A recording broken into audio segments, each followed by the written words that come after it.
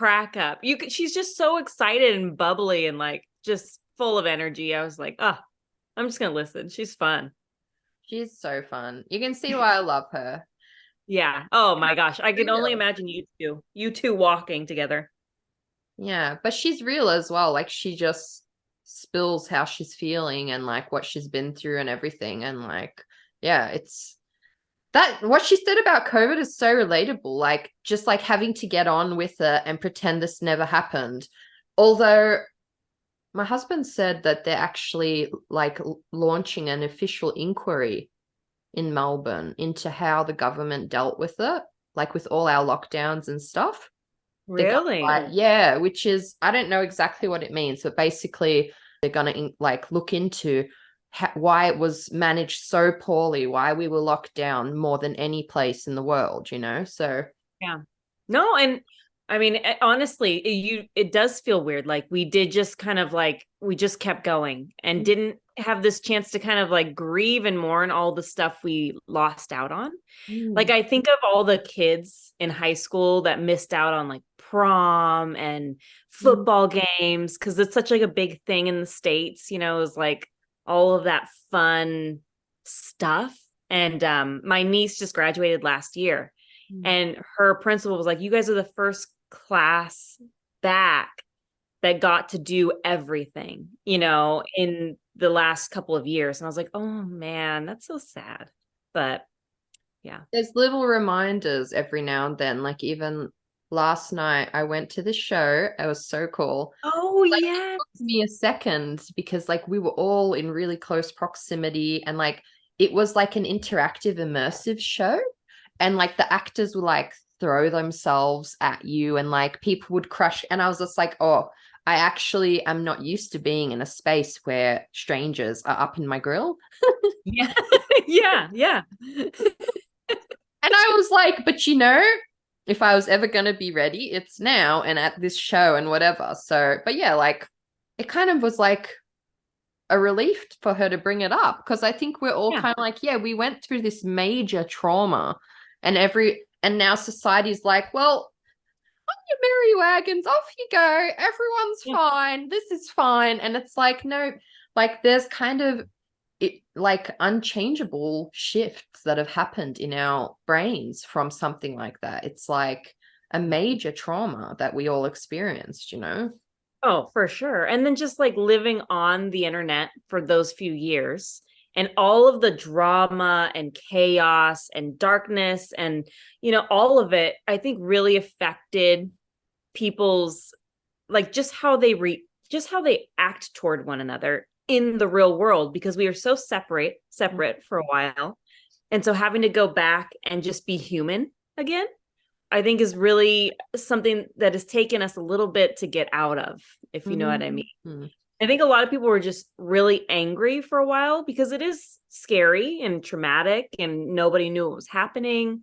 And we're seeing all of this like, false information about politics and just darkness. And I went to the store yesterday and I was just like looking at people and, you're just sitting there like, yeah, no, we're not back yet. Like we're not there just yet, but I think we're slowly crawling out, but yeah, I think now we've got aliens, as I mentioned on the last podcast.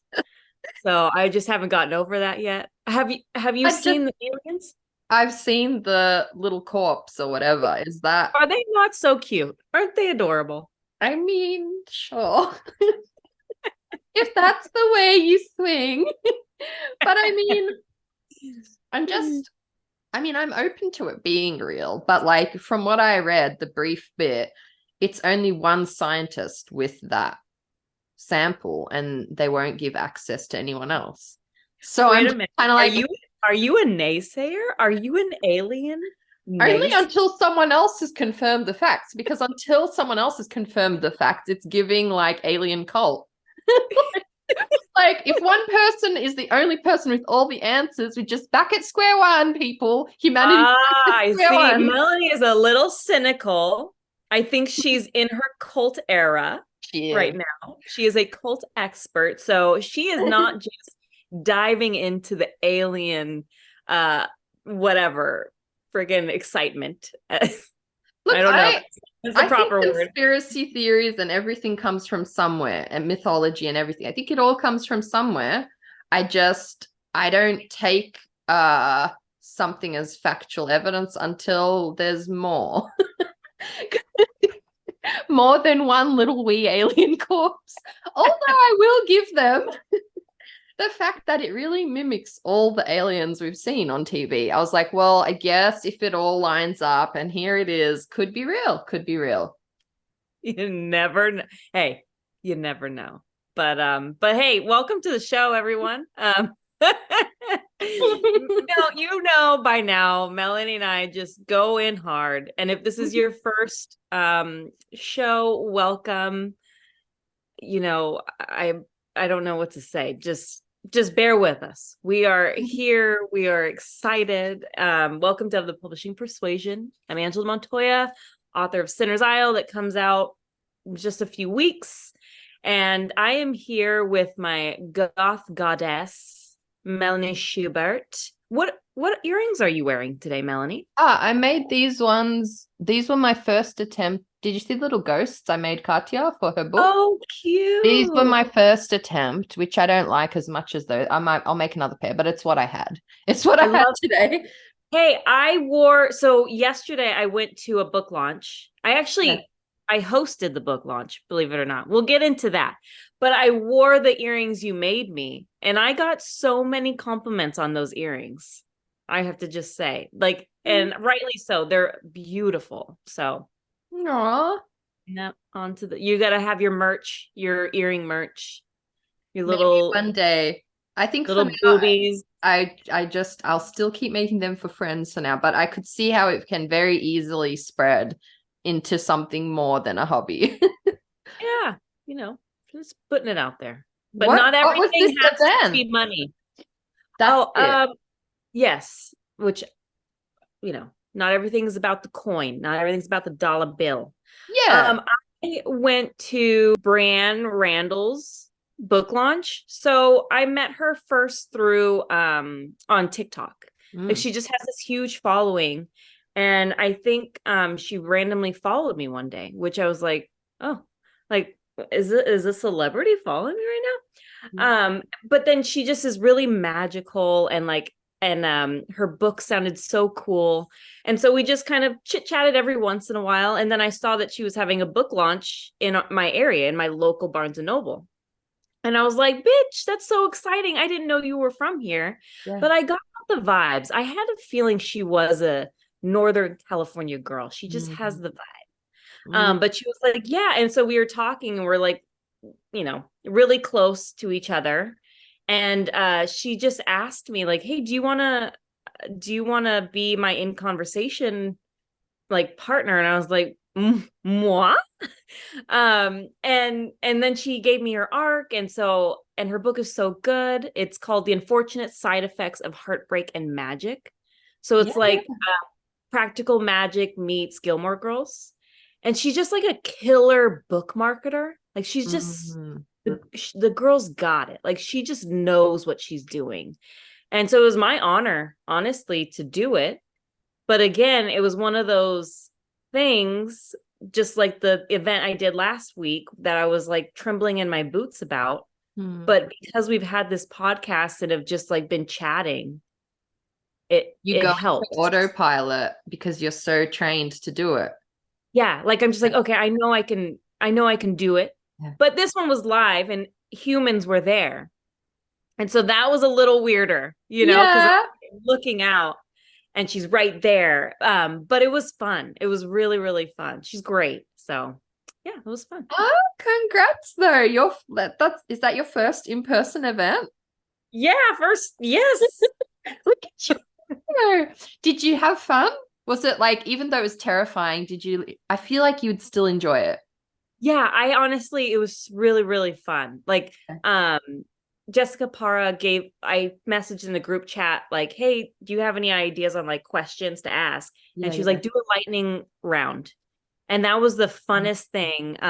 Just kind of like off the cuff, just like, Yeah. hardbacks, paperbacks, coffee, tea. And it was really, really fun. And she's just like really just like this magical spirit. And Mm. then there was some other local authors that I had known from social media. So it was just really cool. It's so nice when you meet someone like that and you're like, nice and weird when you meet a new person and you're like, wow, I connect with you more than somebody I knew since childhood. Yeah. Magical souls. Yeah, that's just writer people. Like Yeah. that's exactly it. And it's like when you read their work and you see them on social media and you get that feel. And then when you see Yeah. him, it's like, okay, she's one of us. Yes. Hopefully, it's also gotten you excited for all your events that you've got lined up, because I know you were feeling a bit anxious about them. And now That's no, you've done one and you're like, I can do it. And it will yeah, be even easier because you'll be on the other end, you know? yeah. I totally let somebody else feel the pressure. No, Yeah. but no, it did. It made me feel a lot more excited for Mm. what's to come. And I was talking to Jill too today. Jill too, Yeah. our Yeah. dear friend Jill, which we still I Yes. need to get her on the show, but she's a fellow Joy Revolution writer.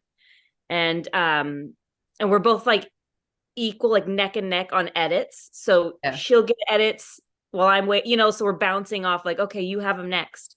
Yeah. And she was like, how do you feel? Your launch is coming. Are you excited? And I was like, I am, but I'm also just like stuck in the book two like Mm. tunnel because I'm just so like desperate to get it right. And she was like, well, remember, that'll come. Like, Yeah. focus on just enjoying the moment. And she was like, do this for past Angela. And Yeah. I Oh was my like, oh, God. yeah, That hit right. me straight in the feels factory. Yeah. Feels fact. It, right? It did, because do you know, like, that's the thing, isn't it? Like, I'm tearing up just thinking about it. It's such a beautiful, like, grounding thing to say to yourself. And yeah, like, this is gonna fly past this debut month, this debut year. It's the end of September. Like, how did that happen? September 2023, like, what the fuck? Here we are. But like, yeah, like everything else can kind of wait. And like, I think like it's this weird human nature that when we finally like achieve something we were striving for, we like somehow make ourselves too busy or talk ourselves out of enjoying it. Or like we don't feel like we should. Like, I don't know if you're like that too, but I feel like it's like a good person thing that we almost like, I shouldn't be allowed to enjoy this joy. Like, I should be suffering to have this. And that's a lie. That is like a fucking cult lie that society has fed us. I Yeah. saw this quote the other day that was like, I'm not healing to be able to handle trauma. I'm healing to be able to accept my joy. And it Mm. fucking hit me in the feels factory as well. Because I was just like, yeah, like there is this thing in us that resists the joyful moments, or like tries to like, I don't know. Do you feel that a bit? All the Mm. time. Or like if I do get something that's good has happened to Yeah. me, I'm like, well, enough bad things have happened. So I'm clear. Like I can have this. You know what I mean? Like you're like, okay, Dude. good thing happened, and then I start scanning back. Well, this bad thing happened, and this and this and that. So, I'm about balanced here, Yeah. and so I'm always like, okay, I've deserved this good thing for right now. Mm. You're speaking to my freaking feels factory right now. I'm Take just a gonna shot say every it. time Melanie says feels factory. As long as it makes you laugh, I'm gonna keep saying it. But like, I feel like naked and vulnerable by the fact that you've like what you've shared is exactly what goes on in my brain. This like rationalization of like something good happened, but all these bad things happened, so it's probably okay that I enjoy that. Like, Yeah. I do feel like it's we have to work on healing that mindset, and I'm definitely trying, because yeah, like, you don't have to suffer to deserve joy. Like, Mm, life is suffering and joy, but one doesn't equal, oh, well, now I had this cup of suffering, so I can enjoy this cup of joy. And something like in my meditations recently that was coming up as well was just like, oh, it might have just been a reel. It might have not been meditation, but reels are full of good information. They're fun. Like, the brain, the neuroplasty of the brain is incredible, but it's also like can be detrimental, because if you have this one thought and you fixate on it, and the more you think about it, you're literally carving that channel through your brain, which is why we have those negative thoughts. And she was like, you need to replace it with a good thought. Like, I don't deserve this. Replace it with, immediately, she said, replace it with, I'm a bad bitch and I deserve joy. Like, just like to immediately replace it, because it's actually, we have hardwired ourselves to think like that, sadly. And that's why our brains jump straight to that. And once I realized that it's not like a part of my core, it's like kind of challenged me to say more nice things to myself and to try change that pathway that's been formed. Like, I don't deserve this. Why don't you? Yeah, you do. You'd want that for your friends. You'd want all the good things for your friend. Why would you want anything less for yourself? So why would you want anything less for yourself? All the good things are coming and more good things will come. Bad things happen, but it's not like a scale sitting there. You can't predict them. Maybe it comes from our desire to want to predict. Maybe. Gonna happen. Maybe. And we're like, well, it's like trying to prepare, but yeah, it's like always like it comes in threes, like deaths come in threes, and so you're like, okay. She falls. I wasn't ready for that. Fucking Grim Reaper over here. I'm sorry. I'm in my death era. But have you heard that? Like, No. okay. Here's let me break it down to you. So now you can't turn back. So like if a celebrity passes away, it's like a dear beloved celebrity, you're always like, oh no, it comes in threes. And so you're looking at all your beloved older celebrities and you're like, don't go outside, don't travel, like, I don't know. I don't think that's just a me. Maybe it's just an American thing. I don't know. I've heard the saying, when woes, like Shakespeare, when woes come, they come not in ones, but in multitudes or something. It's probably the same thing. But I think it's probably more likely, like the scientific side, it's because you start looking out for that. So now you're on alert. Somebody you cared about died. So now you're on alert. Who else could go? So eventually a celebrity, it might fucking be that person who used to play Mr. Squiggle, the man from the moon. And they die and you're like, well, see? Exactly it. It's some random ass person yes, that is it. Mr. Squiggle, watch out. Did you have that there? No. Mr. Squiggle, the man from the moon. What the fuck is that? It's children's TV. I guess it's just Australian. Wait, we had the Wiggles. Weren't they Australian? We had the Wiggles. Oh, wait a minute. You didn't look impressed by the Wiggles. They weren't my cup of tea, okay? Really? Not at all. Really? Even as a little kid, I was like, Oh, she wasn't feeling the Wiggles. No, they didn't wiggle my woo. No, they didn't.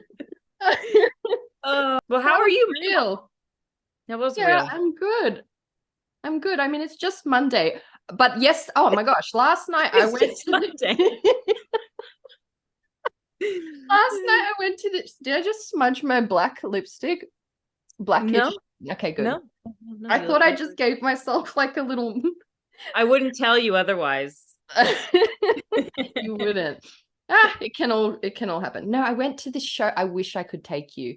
I wish I could take you to this show that's on right now. I have never been to anything like this in my life. And it was like pirate nautical themed. It was like inspired by The Little Mermaid and like 10,000 Leagues Under the Sea. Very cool. It was something called immersive theater. So they have taken this old mansion and there are 40 plus maybe scenes, rooms renovated into theme, into like a scene where, so you walk in, you go into like this ship that takes you underwater, bit of imagination, but it felt legit to me. I felt very anxious and like anticipating what's going to happen when the doors open. It felt a bit Squid Games in that part. I'm not gonna, but yeah, like it's literally choose your own adventure theater. So you walk around this abandoned derelict building, which has been renovated into proper stage level scenes. Like the detail blew my fucking mind. And so you can just choose, you're going to go this way. And then there's a scene happening there where two lovers are dancing and like whatever. And you can stay or you can go. You can walk down into another part. There'll be someone singing there, or like, oh my gosh, like I could not have expected the level they would go to. The props, the acting, like blew my mind. Yeah, that sounds super cool. And just like, did you ever play video games? A little, not much. Yeah. I mean, I'm not an expert, but I remember like in video games, they'd have like, you're supposed to do you're supposed to do a thing, right? You have a quest, but I'd never do the quest. I just wanted to roam. And that's what it's giving me. Like, who cared about the quest? Like, I want to see what those trees are, you know? Literally me to a T. I would go for a walk around the world and like inspect things and just take my time. And like as we were doing the show, like there'd be a big scene and like we'd like stay and listen to the performance, and then they'd be like, follow me, follow me, follow me, but you don't have to. And sometimes I'd be like to my husband, I was like, okay, I'm overstimulated, let's go roam through a quiet room now. Because yeah, like literally I want to see the quiet things as well, not just follow the characters, which they encourage. I just like theater will never be the same for me after seeing it. It was Love, Lust, Lost was the name of the show. Was it sexy too? It was very burlesque. There was like spinning and coital roamings. There was like a sex swing in one room, and I was like, dang, we missed that scene. I better see one in the background soon of your house. And now I need to see one. No, you don't want to see one in the back, do you? No, I guess, okay. Yeah, no, you're right. You could just tell. No, don't tell me. Never mind. Pretend I didn't say that. Pretend I didn't say that. But yeah, so it's just a night, stuff like that. It always fills the creative well. And even though like I'm not an actor or in that field or anything, like you always feel like, oh, these are my people, like the creative folk, like the stuff they do. And it really filled the creative well. And not just the well, just the human well. Stuff like that, it just reminds you like, oh shit, yeah, like I'm alive. Yes. Yes.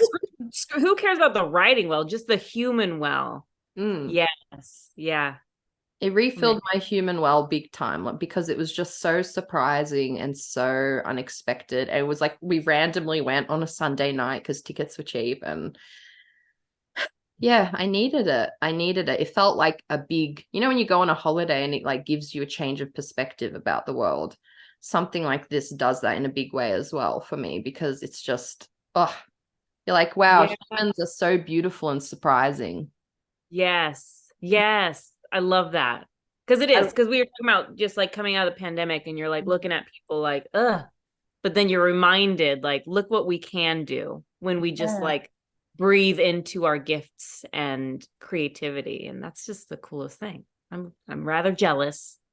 I would take you tomorrow if you were here. All right, let's go. It's glorious. It would, one day. I think they travel around. Although Jill too was telling me she went to one in New York, I think. I can't remember what it was called now, but there was one. There are some there as well, apparently. Of course, New York had it first.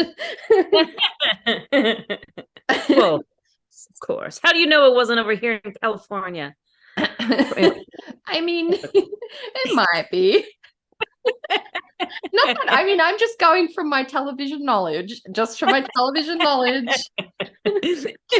Yeah, that's okay. It's fine. It's fine. I've been to a haunted house. Have you? I haven't braved one yet. Oh, I went to one and then that was it. That was all it took. But it was really, really cool because it was like that. It was in Yeah. an old abandoned like farm, Yeah. and like the actors like were legit, like they really were into their Yeah. roles. And all the rooms were different, and you would, at one point we had to crawl under like a thing, and it was crazy. Like I don't think they could do it now because of code violations, but it was nuts. At one point the guy grabbed me and like held me, and then at another point, for some reason I was in the front of the group. I don't know why. But then I got like the chainsaw guy came after me, and so I ran to the wrong door. And so he stopped his chainsaw and he was like, that way. And I was like, oh, okay. Yeah. So Very cool. But yeah, totally that vibe. How are I you love feeling this week? well, it's Sunday for me. Yes. So no, I feel fine. I feel good. So I just got what are you laughing at, Melanie? Okay, well let me be honest with you, Melanie. So I totally forgot we had this interview today. Luckily, you DM'd me, right? That's how my week's been going. Yeah. Like I said, I was doing the interview yesterday, the author event. Mm. I had the wrong time. Luckily, I freaking looked at the like an invitation My an gosh. hour before and realized, oh shit, Mm. like I have 15 minutes to get ready. And so I think my brain, and my daughter was like, Mom, this is like the third time you've done this. Cause I like for I think their dentist appointment, like all this Yeah. last week, my brain has just been like jelly. Mm. And yeah, so my daughter today was like, Mom, this is like the third thing you've forgotten. Mm. And I told her, well, said, I know, Alicia, it's because of stress. She was like, well, that's not my problem. No, she didn't really. But then I noticed, like, after I was like, um, Armando started like he made me lunch, and the kids went and cleaned their rooms. So like they were being very helpful, but yeah, I think my brain is just like goo. And Mm. then I got edits for A Cruel Thirst on Friday, and they're due on Tuesday. They're just like this, Oh, but it's intense. It's just like these little tweaks yeah. because we're going into launch for the next season. Mm. So, my editor's trying to just like get it nice and clean. So I think my brain's just goo, but I do feel good because, like I said, I think in our last one, I've been slowly like chipping away at things that I've been putting off, Yeah. and it's been making me feel good. And then like Mm. doing yoga. So I've been slowly trying to do things Yeah. that like ground me and make me feel like, I'm okay. I am on top of things. And I think that's really been helping. All my laundry is done and she's put away. No. Yeah. That Yeah. deserves another star. Yeah. This Yes. one from your co-host Melanie Schubert. Like it's an underrated star for like washing laundry and putting it away. Mine, as I say this, there is a huge pile over there that is staring. Like this week, Phil and I were both like, okay, this is the week. His parents are coming back from Croatia. They've been away for ages. And we're like, this is the week. We'll get it clean before the parents come. Yes. Because have they seen it? Have they seen the house They since like it's haven't. all been They haven't seen it at all. They've been away for like 6 months. Oh Yeah. wow. Well, yes, it's laundry time. Yeah. And you're gonna feel so good. You're gonna feel so good when it's put away. It's like we were saying last week again. Actually, keeping a clean space is so good for my mental health, but it's one of the first things I let go. It is the first thing, let's be real. Like, I will be that, like, trash raccoon that, like, leaves a pot on the stove and I'll remember a week or two later and there's mold in it. That's real. Yeah. That's right, a realness. That happens to me a lot.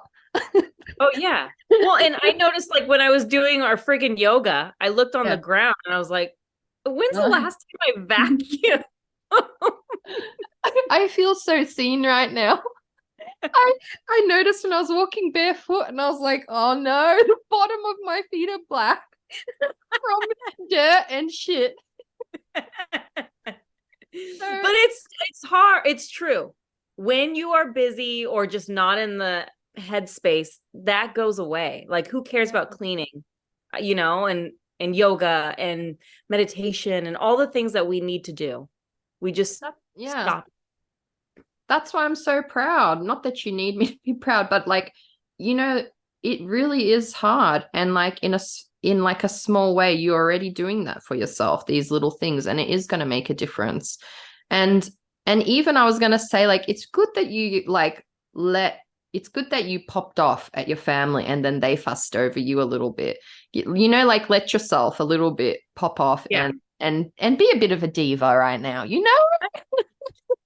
Do they not know who I am? You know what I mean? Like they should be bowing. They should be laying treasures at your feet. They should. They should treat me like my schnauzer Smokey does. I mean, he just looks at me. He just gazes, and just, wow, Doesn't Smokey leave the room every time you speak his name? Well, he's not here right now. But if I had food, the way he'd look at me, he would just be puppy-eyed. But anyway, I guess we should probably read Katya's bio because somehow the time has me. Let's do a short intro. Also me, somehow 40 minutes later. Do you know that's my favorite part, my friend? Our interviews with our guests go fast, but I could swear I've been talking to you for 5 minutes, and 40 minutes has gone past. It's wild. It is wild. I will read it for you today. Your brain has been through enough. Thank you. Our amazing friend, Katya de Becerra, writes atmospheric young adult horror featuring determined characters, complicated families, and enigmatic places. Critics called her debut What the Woods Keep a thoughtful and compelling horror fantasy and a narrative that will keep readers enthralled. The Bulletin and Booklist. I didn't read it while I was going. The first review was from Bulletin, the second was from Booklist. Well, her second novel, Oasis, earned a starred review from Booklist. Katya regularly publishes short fiction in anthologies and literary magazines. She is also co-editor of the anthology This Fresh Hell, which reimagines and subverts horror tropes in new and unexpected ways. As a child, Katya wanted to be an Egyptologist, but instead she earned a PhD in Cultural Anthropology and now works at uni where she teaches and researches as well as supervises graduate students in anthropology, creative writing, and education. Katya is a short version of her real name, which is very long and gets mispronounced a lot. And if you stay tuned till the end, you'll hear it. Her third novel, When Ghosts Call Us Home, is forthcoming in this year. Next week. It's all happening. All happening. I can't freaking wait I'm going to start reading. I need to read this book. It looks amazing. I think you're going to love it. Like, horror is not my go-to genre, but I'm starting to wonder if maybe it is. Like, this is definitely to the edge of what I'm comfortable with spook-wise, but like, it's so good. It just draws you in. Like, she's really killed it. Ooh, yay. Well, I can't wait to read it, and I can't wait for our listeners to hear all the amazing things Katya has to say. Katya! Yay! Woo! How are you? Good. We're having a silent dance party while you're audio connecting. That's not. Wow, you look amazing. Look at you, all Halloweeny. I love it. Giving Cash Your House vibes. I'm trying to wear my Godzilla as Taro. Yeah. I love it. Thanks. I'm over here in like a princess shirt. I love it. What was on yours? I love it so much. Oh, look adorable. I love it. I'm only presentable, up to my waist. Obviously, I'm wearing my sweatpants, so don't make me stand up. Yeah, I mean, I've got ripped denim shorts on to complete the outfit. So look, as long as you have something, that's like, as long as you're wearing something there, yeah. A minute ago, it was a different scene. It was not G-rated. No. Oh man, it would have been a whole different podcast if that was Yeah, you have so. to blur out things. I don't Yes. and beep beep and blur. I actually love that idea. Whatever we need to sell our books, friends, whatever we need. At this point, that's where it's headed, isn't it? I mean, you can always just do it. You don't have to, for a specific reason. I think people would be intrigued. Like, what are they blurring? What is there? Like, Be like that naked weather girl news, you know? it's like, just blur it. Blur the That's face. genius, though. That's genius. That's great marketing. Just Right? blur Right? it, baby, or don't. Who knows? That's right. It's funny, Katya, because I was looking at our questions for you from last time, and I was like, oh, it was almost a year ago, like a year and a month ago, that we had you on, which is so wild because it doesn't even feel like that at all. It's weird. Yeah, I think the concept of time has really changed for a lot of people. And I know like they joke that people who grew up in the 90s, they say, oh, 90s was 10 years ago. Well, guess what? Not quite. Yeah, so 1 year ago, sure, why not? I believe you. I mean, it might have been 10 years ago, it might have been last month. I don't know what time is. I just like the other week I had a realization that my book's coming out next week. So that was like, oh, I better like post more about it on Instagram, I guess. Yeah. Probably go do something. Yeah, I guess so. Well, you've been busy. I mean, you've got books like plural. But did When Ghosts Call Us Home, did it already come out in Australia or UK, or is it? No, not yet. So it's coming out next week on the 3rd of October in the US. And then the UK Commonwealth Australia is 12th of October. So it's coming. But it feels like, you know how it is. You have your advanced copies floating out there. People are reading this. You get tagged at things. It's like it's already kind of out there. I guess people can read it if they really want to. If they can, Right. Which I they can think endeavor. I was surprised. I kind of like that. Like I like that it's already you getting a little taste of what people feel. And so, it almost feels like it's out there for you already, or Yeah, well, I think so. I mean, like you're going through this too for the first time, which you experience, this as a debut, and it's similar, I guess, for each book. You just kind of get used to it. So yeah, like it goes out there a few months before. People can read the arcs, advanced copies. You get your trade reviews, and it's like, yeah, you get like a taster of hopefully they're gonna like it. So hopefully that translates into the kind of reception of the book from the general audiences, but you can't really control that. And sometimes I feel like you keep your expectations low just in case, because when it's really good, then it will be fine. Because if you have high hopes for things and they don't realize, then you be disappointed. So, which was like my experience with my first book. So I was like, I hope for nothing. I just hope somebody will read it and like it enough. I think that's like a pretty good way of going about it. Yeah, definitely. It's just to protect myself, really, by my mental health. But from what I've seen, the reviews coming in are very, very good. I think we have some stars. We have some stars. Angela has some stars too, so that's really cool to see. It was completely not expected. I think with trade reviews, especially with some that are, I mean, I don't want to say notorious, but there's some that are very harsh. Some can be really harsh, and I had that experience, and I know how harsh that can be, which is part of the game. You never know, it's subjective, and you might get somebody who understands the genre and really liked it, and you might get someone who doesn't get it, which is like it's part of this industry, part of the game. So with trade reviews, you kind of hope that they positive. You hope that there's something good they had to say about it, at least one or two things, because they do matter.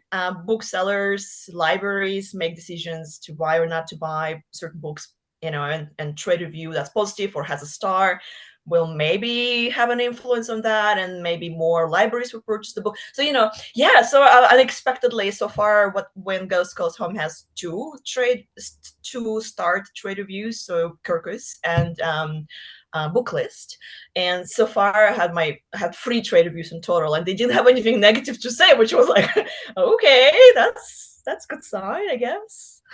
I'd say so. I feel very, very lucky because finally I got the book. I have my gosh. in my hand. This cover is the coolest cover too. We had to work to get this, didn't we, Katya? We had to work. We had to fight. But you know how they say third time is the charm, and I feel like this is the third book. The first 2 books were in the same shipment. That I don't know where that went. I have to say I did investigate with Australian Post, and they did give me some money back for it. Good. Because I had to pull some rank. I was like, I don't know if you're aware of this, but I'm a published author, and this is unacceptable. And she's also a published author, and it's like my career is being damaged by you. So they're like, oh, okay, well, how much do you think that was worth? And I was like, I don't know, $40. Done. We'll send you $40 back. So that was Australian Post. Oh my gosh. I think he was laughing. This guy was laughing. Like, how much do you want? Like, how much do you want? I was like, $40, which was like, maybe. Yeah. But anyway, this is the third book that I'm sending Angela. And I'm like so blessed that finally Posty decided to deliver it. The postal person, whoever. Thank you. You have to watch them. USPS, you have to watch them. I learned my lesson the hard way when I sent her Tobias books. And that was during COVID time. So I was like, okay, it's taking forever to get there, but a lot of stuff was. And then I was like, no, hang on. It's been like 2 months. I added it up. And then it arrived on my doorstep like 3 months later. They sent it back. And I was like, oh, so now you got I've it back. They only keep it in the post office. If you miss the parcel, they only keep it for like 3 or 4 days or something before they send it back. You got to watch them. Yeah, well, I was told by Australian Post person. We're talking way too long about mail, but okay. One last thing to say, that the Australian representative told me that American mail, whatever it is, USPS, UPS, they have their own way of disposing of books that have been marked undelivered. And I asked him, what do you mean by disposing of books? He just started laughing. He's like, well, disposing of them. I was like, what? I did like taking them to a trash pile and burn them? And he's like, well, I don't know, maybe. So they just like, they don't even send them back. They just like destroy them or burn them. I don't know what they do with them. That's terrible. Well, luckily I freaking got your book. Thank goodness. Thank the postal gods. They were looking out for us. Can you give our listeners like a little synopsis on what this gorgeous, creepy book is about? I have to say, so I have my author hardcovers, and they're gorgeous as well. So finally, I had to wrestle them from post office as well. I won't go into detail. It was very traumatic. But there's a little secret thing here on the hardcover. They put in like a little like a tape, like a videotape thing, unspooling, I guess, which is really cool. I've never had any of my books. When they put a little something on the hardcover design, I've never had that. It's always just very like just black or white or red or whatever. So that was very nice to see. I was very excited, like I screamed. But yeah, so this is my third book. It's thriller, horror, YA, but it features 2 sisters, and the protagonist is the younger sister. So she investigates her sister's disappearance, basically. That's what's at the core of the book. But it all goes back to the time when they lived with their parents in this allegedly haunted mansion by the sea that the parents were working to restore. They were architects. And as the sisters were bored or whatever, they decided to film a horror movie, as you do when you live in an allegedly haunted mansion by the sea. So it was driven by the older sister. She kind of like filmed her younger sister, who became this unwitting star of this basically kind of like found footage horror. So it's like the movie kind of became this like underground cult sensation because it's just so weird and off-putting and unsettling. And the younger sister basically one-off child star of a horror movie, and then her sister disappears. And the younger sister thinks that it's connected to the movie, to the fandom, because fandom around the movie is extremely creepy. There's a lot of, conspiracy theories wondering that was real, was that not real, the ghost is real, if you watch a movie something will happen, and it's all like shrouded in this supernatural lore. So yeah, but it's at the core of it, it's kind of like two ideas. One is the idea of memories. So memories are haunted.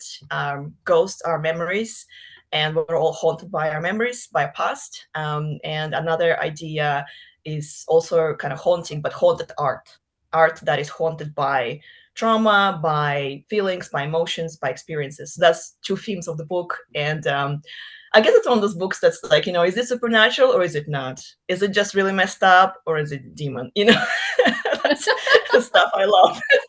That's the stuff I love. So that's the book in summary. Be your imagination, or it could be a demon. I know. You'll find out in the end. It is one or the other. You'll find out. I mean, yeah, I feel like it's definitely, I'm a fan of your work, and I have many of your beautiful works adorn these shelves. And you've been doing a bunch of anthologies this year as well. Like, I've got a few. Do you want to tell our listeners a bit about those? Well, I'll tell you about this one because this is the one I actually co-edited, which is different from the other ones that I have short stories in them.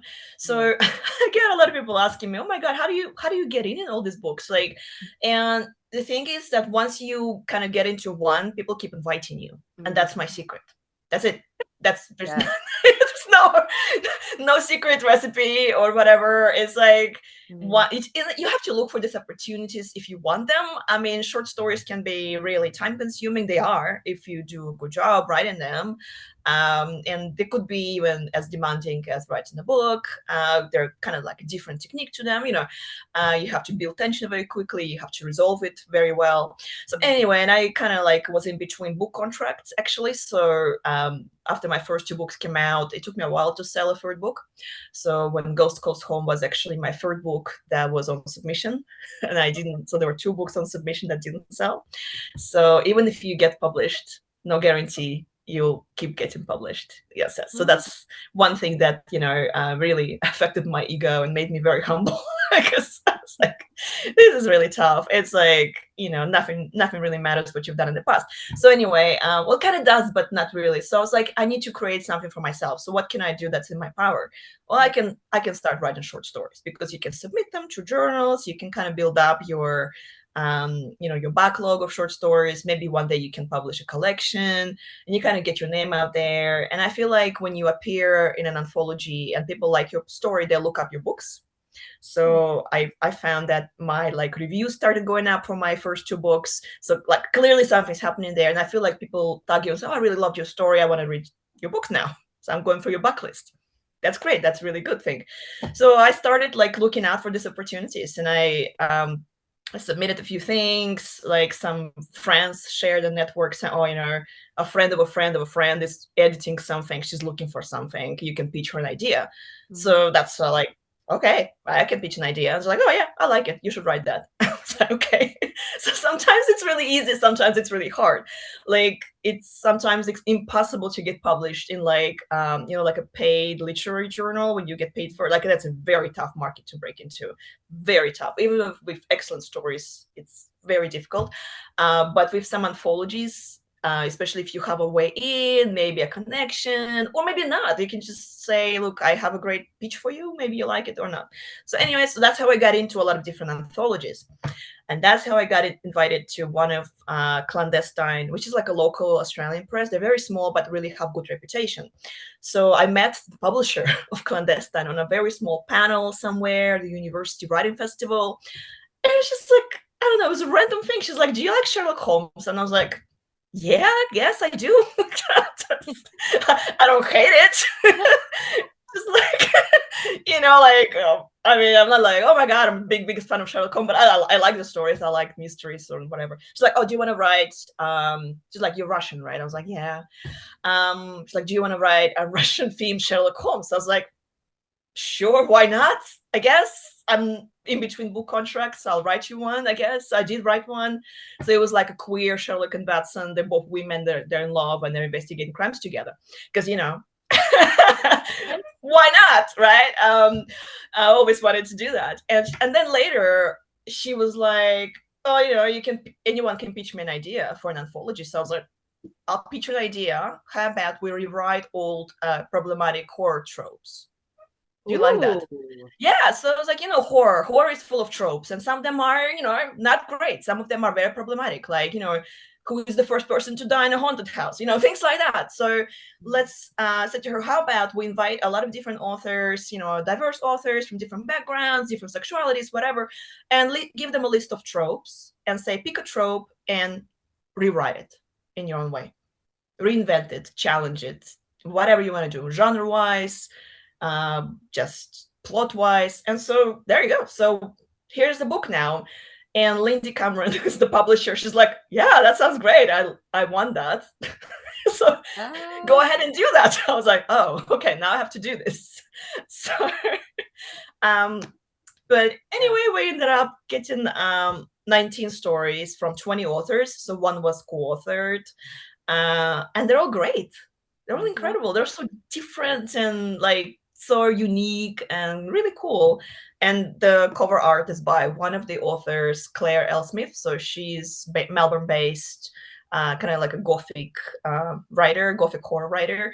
Anyway, so we gave her a task to reimagine something that's dead, that's given energy to new life. So it's like an old rotten heart with belladonna flowers growing out of it. So that's her interpretation.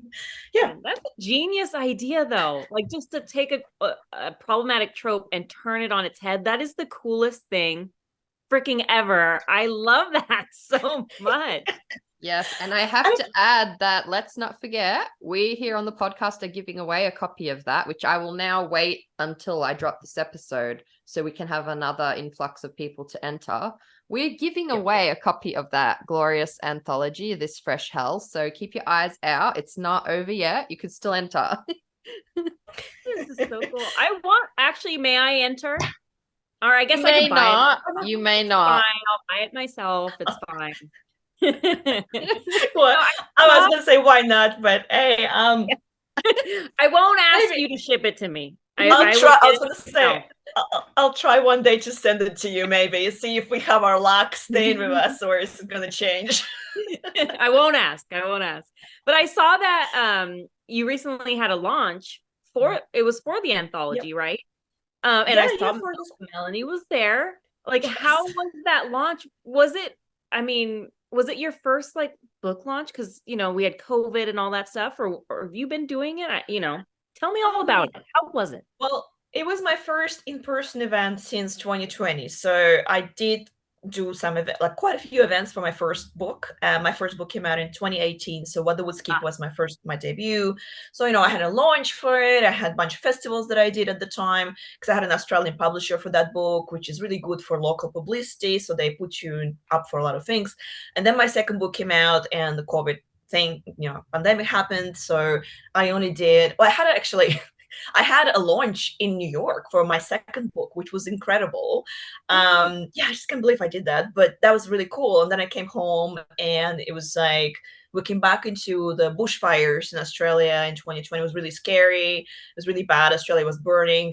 I still managed to do 2 events. I think I did something in Sydney and Canberra, and then that's it. That was the lockdown. So I didn't do anything for years and years. I did like online events, a lot of online things that we did, all the little festivals and panels. But this book was this was the first launch in 3 years, I guess. 3 years since January 2020. Yeah, so it was really good. I mean, it's so Clandestine has publicity department. They're very small, but they do have a publicist. Our book, she was like, oh, that's unique. So I'll try and see if bookshop will be interested in hosting a launch. Mm. And one was, so they said, yes, please come. It was like one of the central bookshops here, which was nice to do it. And we it was me, my co-editor, and several authors who showed up. So we had some Melbourne-based authors who showed up, and it was fun. I mean, it was a lot of people, like in terms of Melanie, you were there. I felt like when you deal with like 6 people that are talking, it's tough because people sometimes talk for a long time. And I felt like the book, I don't know if you noticed this, Mel was there, but there was the manager of the bookstore. I think he was starting to freak out because we're like going over time by an hour. And every time I looked at him, he was doing like this. Oh, really? I didn't notice. He was doing some gestures at me, and I think he just like, you need Wrap to it up, like wrap it up. wrap it up. And I feel like, my goodness, we're 1 hour over time. These people want to go home probably. We were over time, yeah, because people just talk, and it's fine. They want to talk about their work and their story, and it's wonderful. But I cut the last 3 questions in my question list because I was like, okay, we gotta end this at some point. Yes, it's something that I learn more and more, that like, even though writers as a general group are like shy and introverted, once you get them talking about their like passions, You won't shut up. it can go, which is great for a podcast. Politely. We rely on that. Yeah, because we did some interviews as well. Like, I did a radio interview, we did some podcast interview for Joy Radio together with Norel, and she she has a really good kind of theatrical voice when she reads, like when she reads from the book. I was like, wow, that's a different level. So she was like theater kid when she was in school. So she has a lot of that kind of artistic way of reading story, like when you do a reading from your book. So I don't know. I'm not a big fan of reading from my work. Apparently people love it in the audience because that gives them a taster of your story. But I just like the sound of my voice. I feel like it's not what, I don't know. And Narelle has really good theatrical voice. So yeah, anyway, we did podcasts together and radio interviews together, and I feel like she's so much better than me. But anyway, and she's like, the trick is when you do podcast or radio interview, you have to at some point stop to let them ask you another question. Because if you keep talking at them, it's just like it's okay to stop. I was like, thank you for this advice. Okay. Well, we love our chatty guests. And but sometimes you get going, and when it's with good friends, the time just trickles away, and that's the thing. Yeah. I think that we both love that, because that makes for a perfect podcast. But since we do have a break for another question, you see, I did stop. You see what I did there? I am so proud of you. Give you a chance to say something. No, but it is an important question, and it's one that we've been touching on a lot lately, which is burnout as writers. Like, it's so hard to balance everything. What's your experience with that, and like, how do you avoid or manage burning out in this industry? Well, I don't think you can avoid it.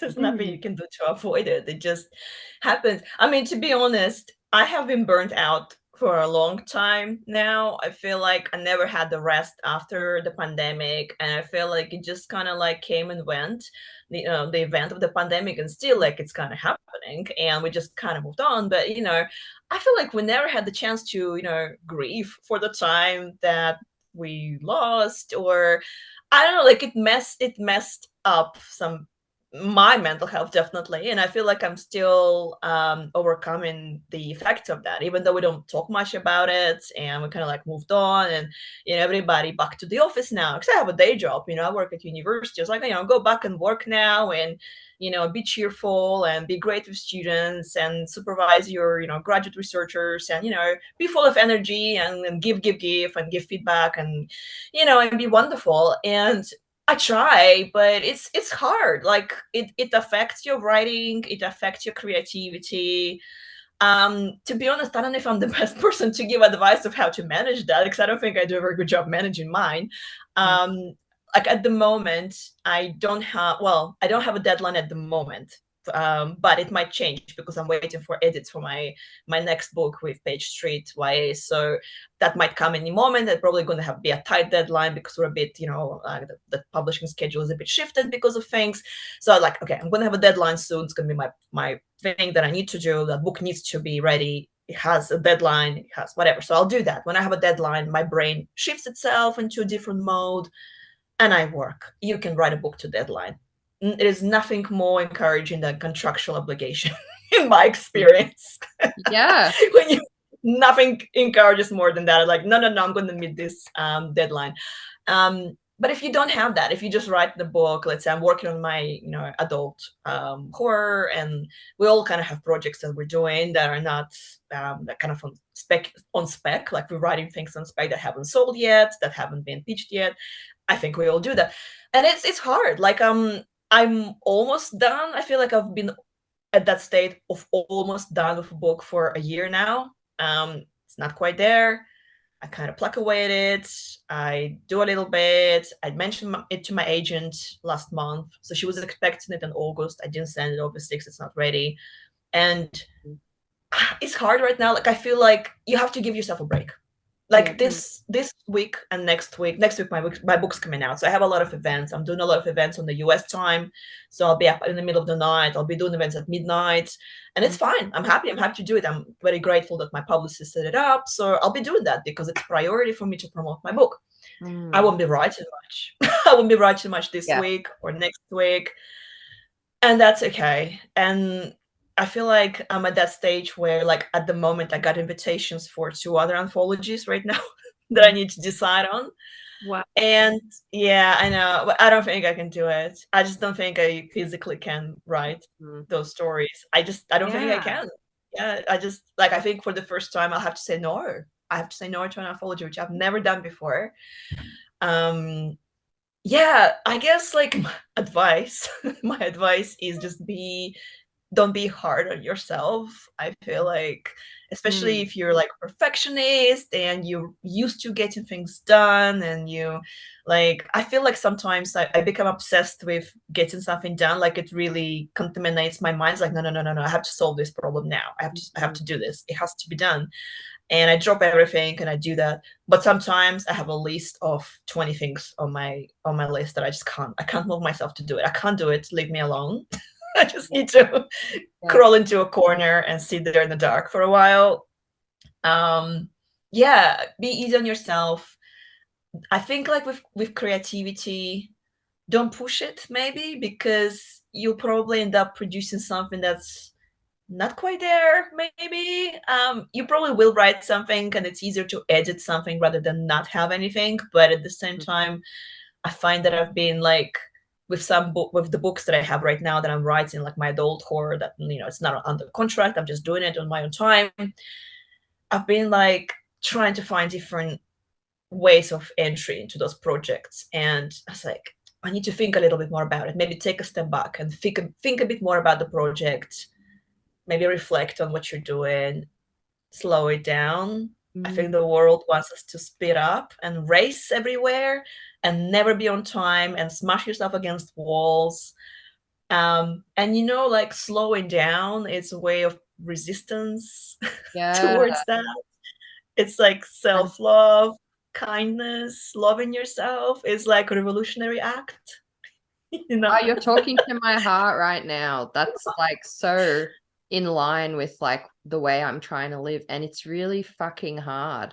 Like, we are so like you said something, I can't remember the exact wording, but like, yeah, like we're not robots, like this push to constantly produce more, constantly be faster, constantly get it done quicker, constantly get it done better.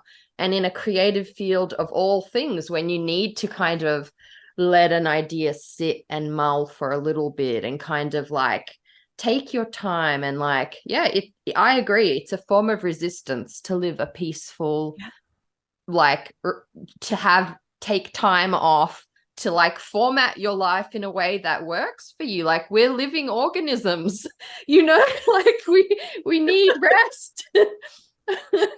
Yes. And I feel like it just goes against the way we are wired by society, by like Western paradigm of work, capitalist systems of work. It's wired into our brains, right? We're expected to be productive, we're expected to be on time, we're expected to do things that we're supposed to do. But it's like you only live once, you have to enjoy, so you can't just give in. And yeah, so I feel like I'm getting there finally. I think as you get older too, you kind of like become more kind to yourself, maybe.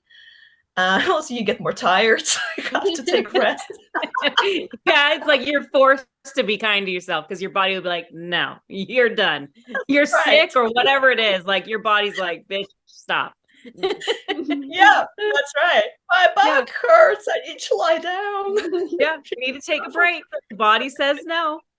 Now, you've been so busy. What has been like the most fun part of your year so far? The most rewarding thing that you've done? I think in terms of seeing like rewarding thing and seeing the the early reactions to my book, to When Ghost Calls Home, because I have to say, I mean, I don't want to sound like I deserve what I'm the best, whatever. But my God, I'm so overdue for that because I didn't have the best time with my first two books, and I was like, finally, I'm having like a normal, the kind experience of having a book released because people seem to be getting it, and I feel like it's the best. People seem to get the book. Most people, I'm sure there's going to be some negative reviews. I don't read them anymore. Fine, people entitled to their opinions, whatever. It's not for me to read them, but it's like I think seeing that book come into the world kind of slowly through advanced copies and net galleys and all that, and seeing that early reaction to it, and having the wonderful cover that I love, and then the UK publisher did their own cover. It's very different, so it's like kind of like a dreamy, melancholy kind of I like it as well. It's very, very different. And it's like interesting because UK trends are very different from American trends. Like cover wise, they have their own thing going, which is fascinating to observe. And it's like, it's a year of many firsts for me. First that I didn't get with my earlier books. Like getting, my book has never been published in the UK before. I've never had that, which is really cool experience. And I have a great team in Palm Macmillan UK. They're so wonderful. The editor there really gets the book, and like I've never heard such things said about my book by an editor before, like how much she understood it and loved it and really wants to do right by it. And she's like, oh, I'm really excited to bring it into the new market. And because I had some disappointments in the past. I think we all do, and sometimes you kind of like have expectations that are not met, and sometimes you don't even know what expectations should be, and then you realize that you haven't met them, like it's out of your reach. So yeah, it's really good so far. Like I feel really positive about the book. I hope more people will like it. It's a different book to my first two. I think I finally like acknowledged myself as the horror author. I write horror. I write horror thrillers, maybe, if you want to call it that. Maybe mystery elements, but I felt like this is what I'm doing. I love horror as a genre. I don't care if some people have a stigma attached to it. A lot of people don't like it or don't understand it. That's okay. I'll be an advocate for the genre. I'll be there explaining that it's not all gore and guts and violence and whatever. It's not all disgusting. Some books might be, might make you think about something. Maybe it's a great vehicle. It's a great driver to explore ideas and challenge tropes. And I feel like I'm finally there with my craft. Like I'm so much better. Like just looking at my earlier writing, and you evolve. You have to, right? You change. Your craft evolves with you, and it's kind of good to see the results of hard work. Yes. Yeah. And you have worked hard, my friend. I feel like, you've been through a lot, and you are like a voice in the community, and I'm so proud and so excited for where this book is going to go. And just soak it up, because you've worked your ass off to get here, and we're going to be I see where we've got like less than 2 minutes to go. So I'm like, Ask your question that you wanted to ask, Melanie. oh my Ask- gosh. Before we get cut off, I keep forgetting to ask you this because I see in your bio you say Katya is a short version of your real Yes. name, which is very long and gets mispronounced a lot. I was like, what? Like I remember reading it ages ago, but I completely forgot. I need to know. I need to know. That's okay. I love that someone picked up on that. I've never been asked this before. So my full name, my legal name is Ekaterina. So it's spelled with E, Ekaterina. So a lot of people make fun of me saying, "Oh, is it like e-commerce? Is it like e-business? Ekaterina?" Yeah, I know. That's how. Well, you gave us my the name. joke now. You've got I I have like all. and E Katya. Yeah, so Katerina. That's how they like transliterate from Oh. Slavic languages into English. So that's how it's Oh. got. That's how they spelled it in my passport. So that's how I have to use it in like my work and stuff. So Ekaterina, but the recognized short version, like for Catherine, it's Kate or Katie, right? So it doesn't like sound quite the same. Like how do you get Catherine from? How do you get Kate from Catherine? Like it's slightly different, but Ekaterina gives way to Katya. So that's Katya is short of Ekaterina. That's what it is. But people mispronounce Ekaterina all the time. But it's a beautiful name. It's gonna cut us off any second, and I see Monty got cut off. I think her laptop died. But I love you so much, and thank you for coming on before it cuts us out. And yeah, thank you so much for having me. Always enjoy it, and you're both great. I love you and Angela, and I'm so grateful that you have me again on your podcast. of course.